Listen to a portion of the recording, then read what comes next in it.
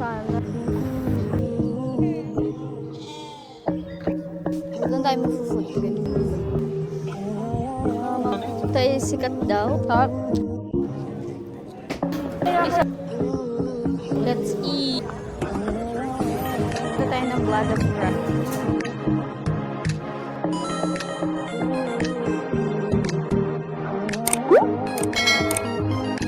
Hi guys, good morning. So it's our day 3 dito sa Germany. We're going to Netherlands. So andito na kami sa bus station, going to the bus, Flixbus, papunta ng Zurich. So from Zurich Airport, going to Netherlands kami. Ang flight namin is mga 12 noon yata.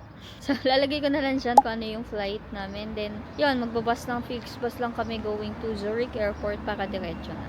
Tatlong maliliit na luggage lang yung dala namin sa buong trip na to. So, ang magiging itinerary namin is Netherlands, Paris, Switzerland, then babalik kami dito sa Germany. So, kaya madami lang talaga kaming dalang malalaking luggage nun kasi madaming pasalubong na pinadala sa atin. So, yun lang. Update ko kayo pag nasa airport na kami. So, naglalakad lang kami going to the bus station. Ito ang aming mga dala. So, ayun, parang meron silang mga market dito. Kasi maganda na nga yung panahon, hindi na nag-i-snow at maaraw. Diba ma? Hindi ma, pinamimigay. Then nakakapanood ka ng mga food truck lang sa US. Ganto no? Paano ka order dyan? One moment, I'll get my stairs. Ito na ang Flixbus. We're going to Zurich Airport.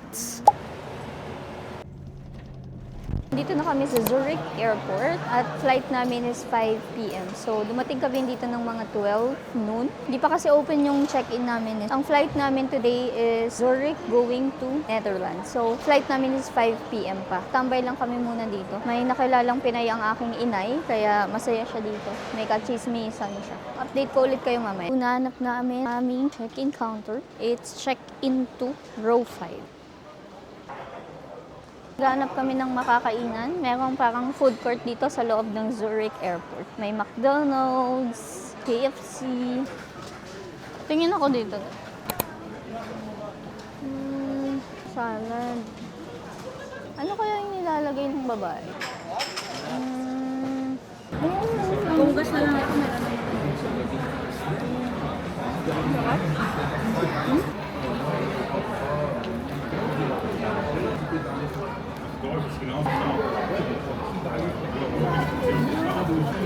Six chicken wings, it's 6.50. Tapos isang Coke is 1.55 Swiss franc.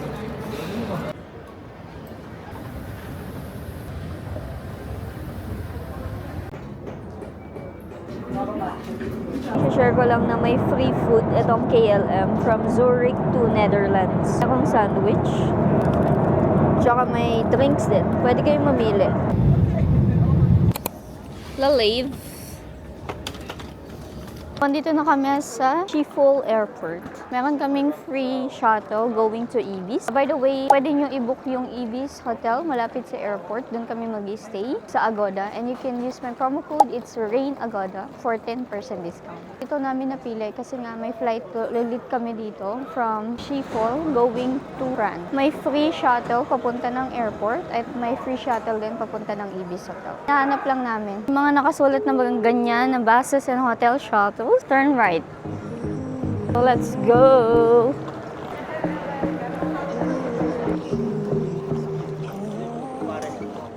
Palabas na kami ng airport.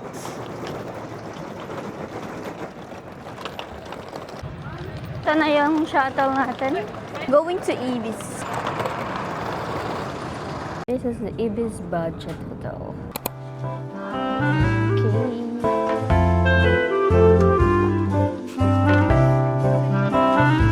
Sorry. Yeah.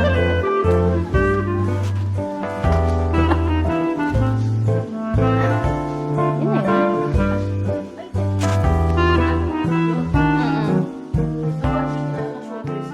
Hi guys, good morning. It's our day 4. So, andito kami ngayon sa airport ulit. So, nag-shuttle kami from Ibis Hotel ng free going to the airport. Tapos, magbabus 300 kami going to Hop-Off. Basta yun. Medyo mahirap siyang bigkasin. Tapos, isang bus ulit kasama na yun sa ticket namin. Binook ko na yun sa website mismo or you can book din sa Klook and use my promo code. It's Lorraine Deliave Klook for 5% discount. So, ito, hinahanap na namin yung bus. Dito kami sa airport to. Kasi libre yung shuttle from and to airport or going to Ibis. Kaya napili din namin yung hotel. So nagbus kami going to Hoofddorp. Dito yung sakayan ng going to Keukenhof. Bumaba kami dyan kanina. Andito lang pala. O, basta dyan, bababa kayo dyan. May signage.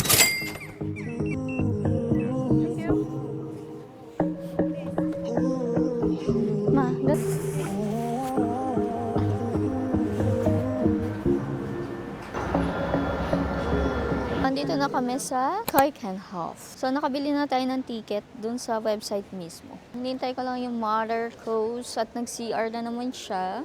From dun sa station kanina, mga 30 minutes lang yung biyahe going to Keukenhof. Pinilit lang namin tong mapuntahan kasi hanggang May 10 lang siya. Today it's May 9. Madami pa naman, madami pang mga flowers.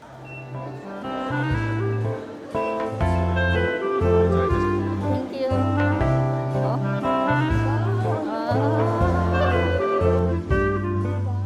First time ko makakita ng totoong tulips.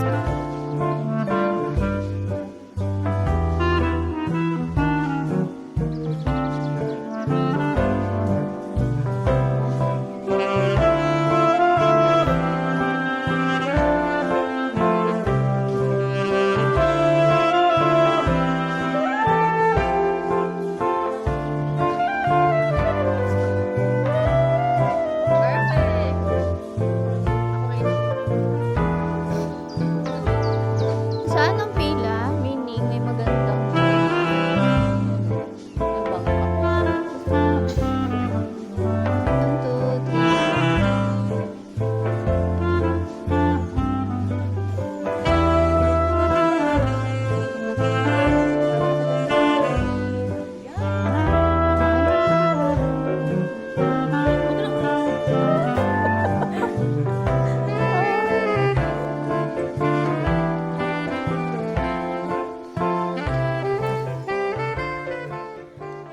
merong mga garnish shops.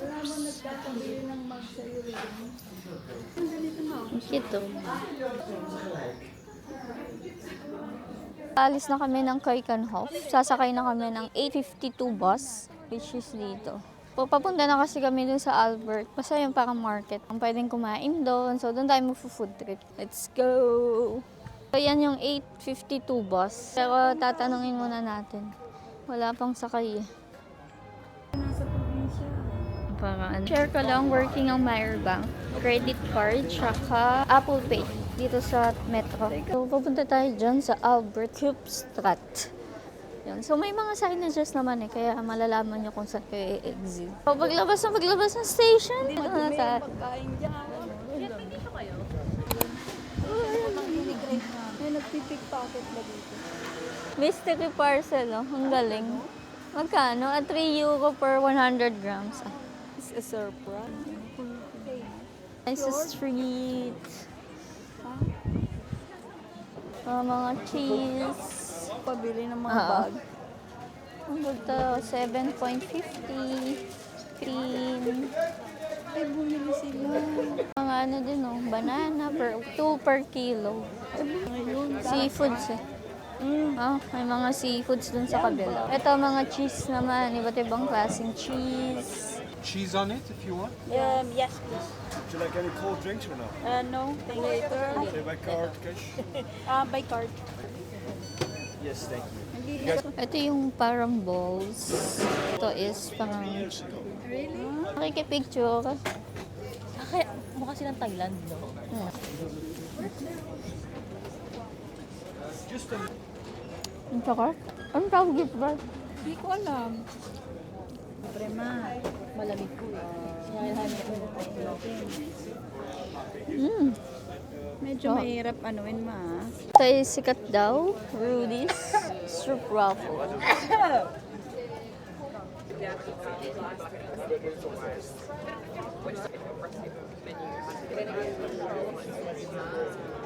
Currently, nakapila kami dito sa Street Waffle sa Rudy's. Makikita nyo rin siya dito sa may...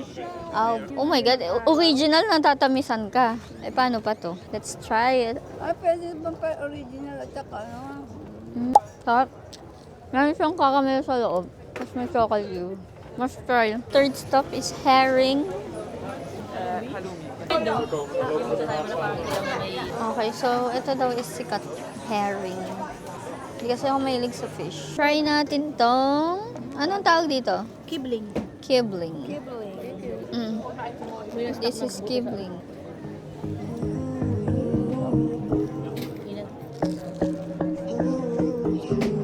Mm. Dati, bachan nga na. Matry mo nga yung ano yung eh. Ayun mo kami. Hindi ko kaya. Ulit.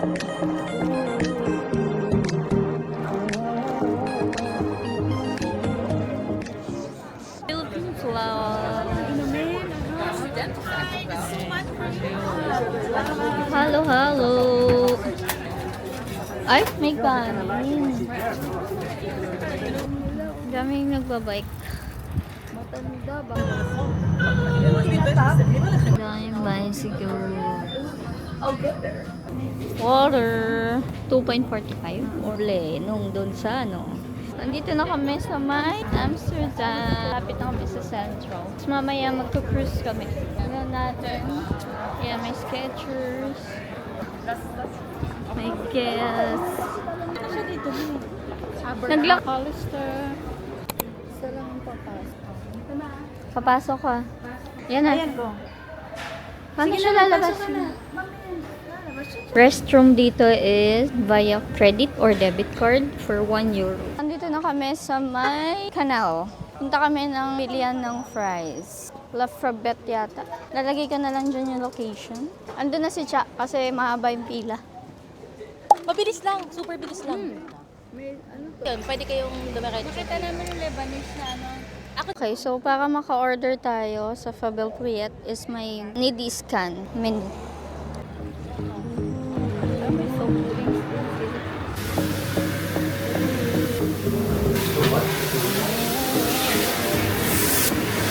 Architecture. Isa rin sa mga sikat na fries dito sa Netherlands. Kung kukuha din kayo ng tour sa Klook, dito yung Central Station, andito yung meetup point ng Canal Cruise. So you can use my promo code, it's Lorraine Liavic Klook for 5% discount. Tapos, yun, sa Klook lang namin binukto. Ito yung meetup point kasi Central Station na kami mamaya pabalik ng hotel. Kaya dito namin napili yung ano. Pero madami yung meetup point eh, mamimili kayo. Hi, excuse me. We have a ticket for 7 p.m. Can we use it right now? Yeah, you can go inside the cafe to the right. So, mali pala kami kanina. Ito tayo sa may tapat ng Ibis Hotel. Yan yung magiging landmark nyo. Then, papasok kayo sa Lovers Cafe. Pababa.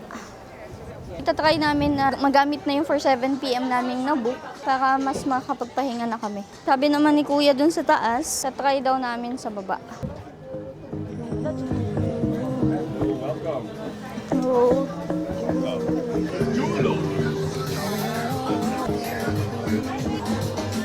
share ko lang na pinayagan kami makapasok kahit 7 p.m. pa yung ticket namin. Siguro it depends kung puno yung cruise. So, ito na yung loob.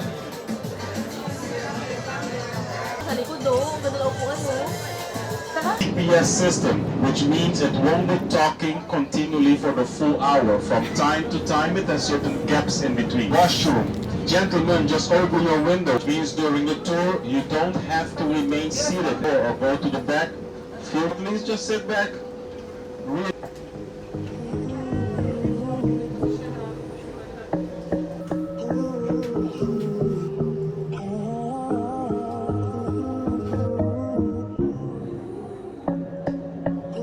This building here, dark green doors.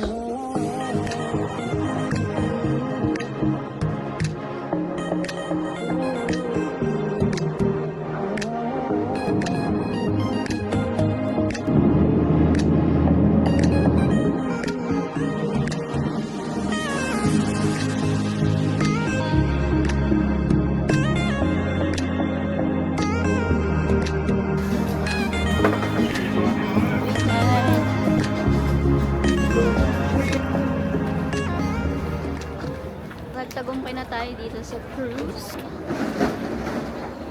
Naglalakad kami papunta dun sa Vietnamese restaurant kasi nagke-crave yung sister ko ng bun cha. So parang nagke-crave din ako, nakakamiss din yung mga food sa Vietnam. Isa na rin dun ang bun cha. Dito tayo kakain, little side. Wala nang buncha. Let's eat!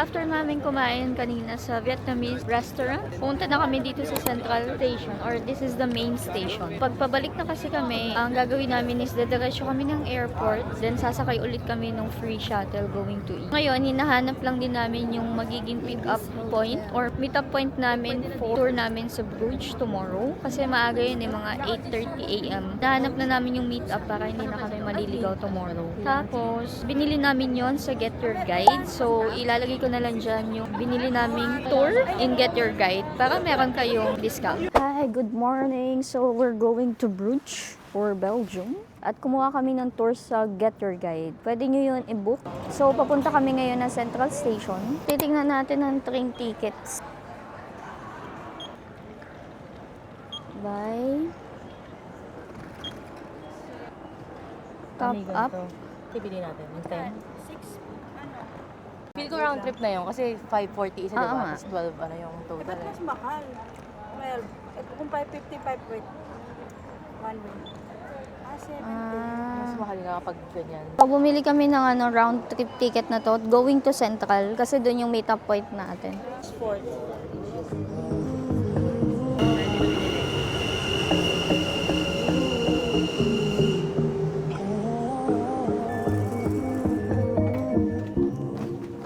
Nung labag. Nandito na kami sa Central Station. So from airport, na train ulit kami. Bumili na kami ng round trip ticket dun sa mga machine kasi nga kagabi ang credit sa amin sa debit or credit card is 33.30 euro. Ang mahal niya para sa isang train. Kaya yon nag-single journey na kami para siyang round trip ticket na. Mga 14 euros lang yata. Maglalakad na kami going to the meet-up point, ang Aloha. Yun kasi yung meet-up point para dun sa tour. Going to Bruges.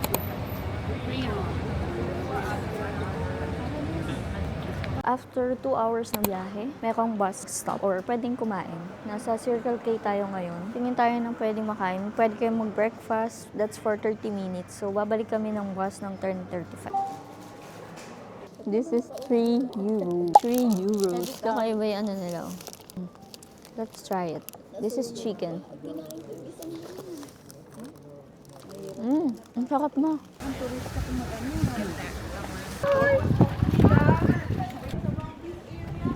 After 4 hours ng biyahe, dito na kami sa Bruges. The old town na kami. Kinuha namin is may walking tour siya. Then after may 3 hours na free time.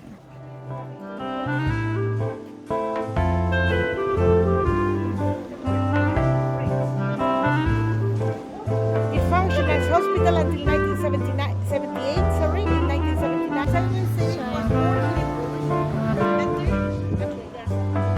Dito na kami sa Market Square. Punta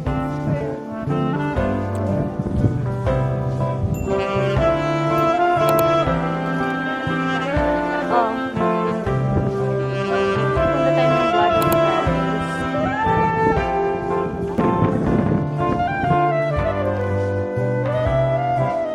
Kasi wala doon yung ano eh.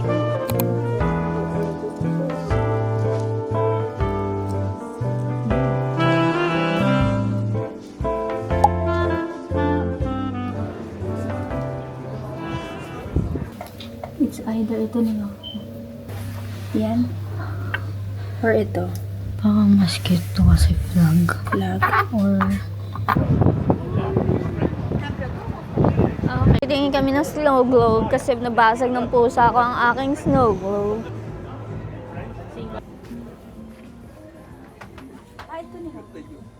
Dito tayo kakain na Belgian waffle.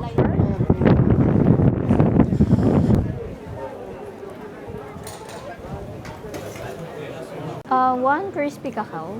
10 euros. Yes, credit card.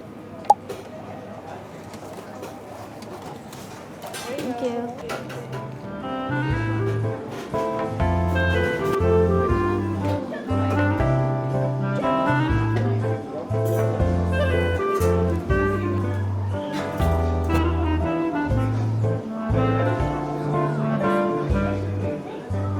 Dito kami sa may Oro to try the Belgian waffle.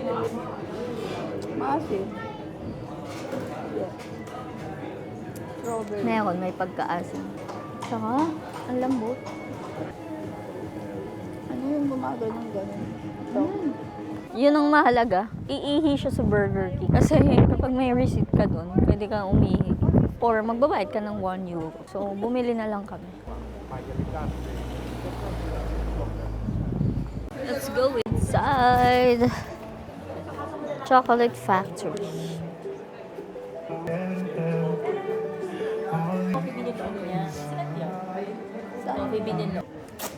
What is this?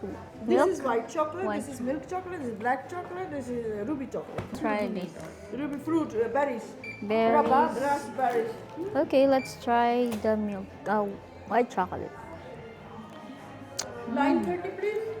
And this is the ruby. Sarap. Kanina, dito kami kumain ng waffle, Belgian waffle, sa Otto. Tapos masarap din daw yung fries dito sa Frit Bar. Dito pala na simula ang fries, kaya kailangan nating matikman. Fries dito sa Belgium.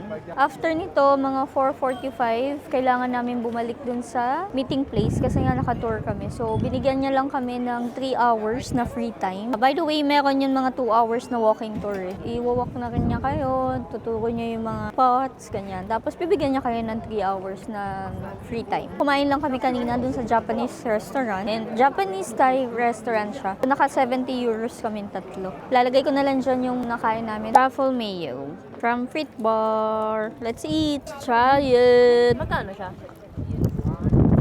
Ito medium lang pero. Hop. Overload. Yung lalaki Sarap. Ang gamit. 4:45. Ito, nandito yung meeting place namin. Yan. Babalik na tayo sa bus. Complete na kami.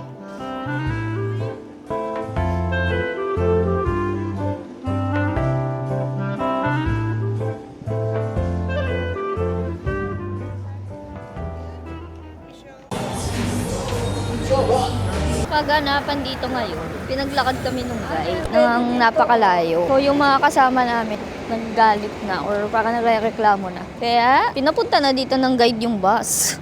'Di ba?